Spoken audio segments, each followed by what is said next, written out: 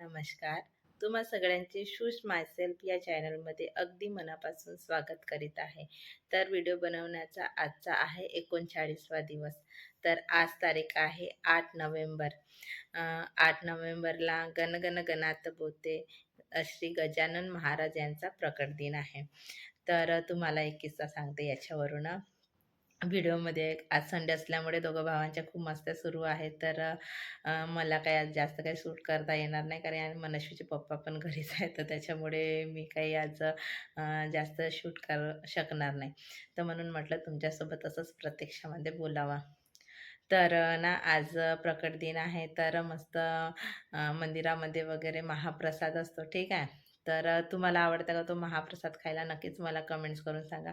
कारण की जसा आपण घरी मसाला भात बनवतो तसा आपल्या घरी बनत नाही. जसं म्हणजे बाहेर जसा मसाला भात बनतो महाप्रसादाचा, तसा घरी बनत नाही. जसं की आता आम्ही इथे जातो, दीक्षाभूमीला जातो दसऱ्यामध्ये, तर तिथे असं देतात मसाला भात मस्त, किती बढिया वाटते ना तो. तसा बनतच नाही, किती काही कसे मसाले टाका. तर तसा मसाला भात असते महाप्रसादाचा. तर म्हटलं की यांना कुठे आता तुम्ही जाताच बाहेर, तर तुम्हाला दिसेल वगैरे तर आणा आमच्यासाठी. तर म्हणाले की मी काही आणू शकत नाही. तर आणा म्हटलं, थोडंसं चांगलं वाटते. जसं आम्ही मागच्या वेळेस टाकळघाटला गेलो होतो, तर तिथे असं महाप्रसाद देत होते तिथे, आणि जेवण पण असते, पण आम्ही जेवण नाही केलं टाकळघाटला.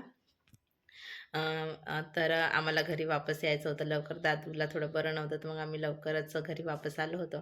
तर तिथे होता महाप्रसाद वाटप सुरू होता मसाला भातचा. तर मी म्हटलं तर नाही आणलं त्यांनी. मग मनस्वीने म्हटलं की नाही पप्पा थोडंसं आणा, मला भूक लागली आहे.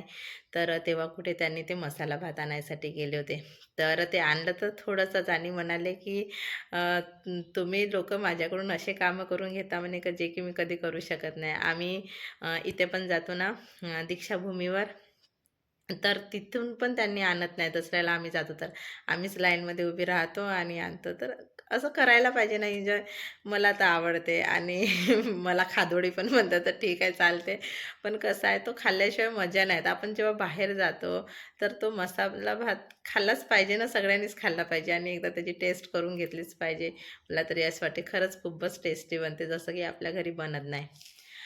पुन्हा आमच्या इकडे शेगाव आनंदसागर म्हटलं की ना, ते गजानन महाराजांचं ठिकाणच आहे, देवस्थान आहे. इकडचं देवस्थान, प्रसिद्ध देवस्थान म्हटलं तर शेगाव आनंदसागरचं.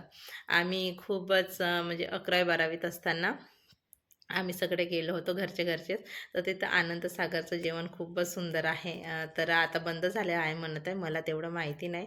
पण असं माझ्या फ्रेंड्सकडून, आता आम्ही फिरायला गेलो होतो ना मागे बॉटनिकल गार्डनला, तर तिथे म्हणत होते की ते आनंदसागर बंद झालेलं आहे. आता मला काही त्याची कल्पना नाही. मग तिथलं पण जेवण खूप टेस्टी आहे. पुन्हा तुम्हाला आणखी एक सांगावंसं वाटते की पानगे तुम्हाला माहीत आहे का? कारण की आमच्या चंद्रपूर साईडच्या भरपूर जणांना पानगे म्हटलं की समजतात. तर ते गव्हाचे, ते ठीक आहे, गव्हाच्या कणकीपासून नाही का ते पानगे बनवले जाते.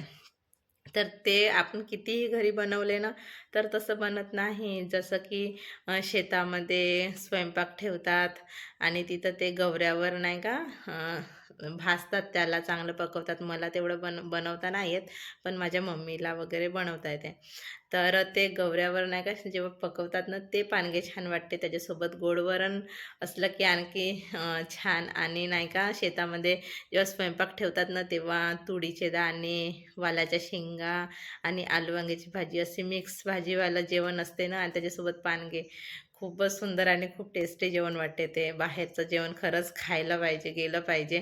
म्हणूनच तर आता हे नवीन नवीन निघालेलं आहे. रेस्टॉरंट नाही म्हणता येणार त्यांना, जसं ॲग्रिकल्चरसारखं नाही का आता ते, जसं की मोकळा श्वास वगैरे आहे, ताईचा मळा वगैरे आहे, असं निघालेलं आहे. वन डे पिकनिकमध्ये तिथे हुड्डा वगैरे देतात खायला. म्हणूनच हे असे नाही का स्पॉट निघाले, असं मला तरी वाटते. कारण की आता जुने, जसं आपल्यासारख्यांना कुठं वेळ आहे की गावाकडे जाऊन ते 2-3 दिवस थांबा. कारण की पाहुणे म्हणून जाऊन तर एका दिवसात जाऊन वापस तर येणं पॉसिबल नाही आहे. 2-3 दिवसाच्या मुक्कामाशिवाय गेल्याशिवाय ते तर होणार नाही. तर त्याच्यासाठीच असे हे वन डे पिकनिक निघालेले असेल असं मला तरी वाटते.